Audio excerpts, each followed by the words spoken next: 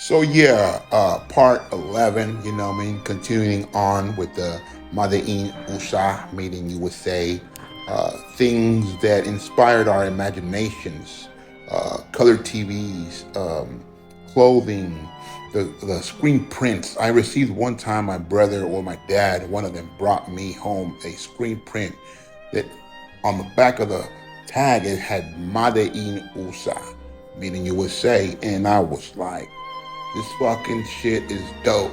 The smell of it, the touch of it. It had a puffy screen print. It was a race car. It was colorful. It was vibrant. It was like nothing else I ever owned. It was badass. It was just a T-shirt, and somehow it created some kind of loophole in my imagination, And every time I stared at a shirt, I just stared at it like, wow, let me see. I wanted to involve myself in screen printing all my life. So, yeah, I've done airbrushing, I've done stuff like that. But continuing on with my childhood, man, the things that were made in USA, or even if they were imported from China, who knows? But the quality was hitting a lot different than the shit that was being made in Mexico. So even if, for most people out there, you own something coming from out of the country, something foreign, man, you're owning something that's quality, something that's good, something that's great.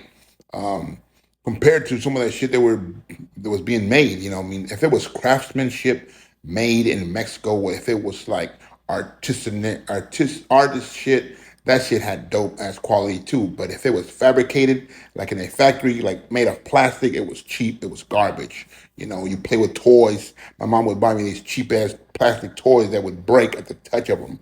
When they take them out of the fucking factory, they still had that extra layer of plastic in them. It was just garbage. But when you touch something coming from out here, man, it was a whole different get down. It was a whole different vibe, man.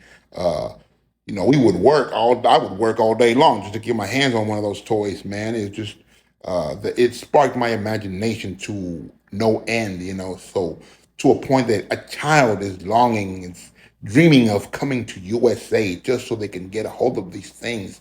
There was a little old man that lived down the street by the plaza, and he had a little collection of American-made objects, toys, devices, little things, knickknacks, whatever. We would go to his house and just admire this shit. He probably sold it, but we had no money to buy it, so we just touched it or played with it, And anyway, but those were the things that inspired our imagination as Mexican kids, man. Growing up, having nothing, man, we wanted everything, dude. This stuff for real.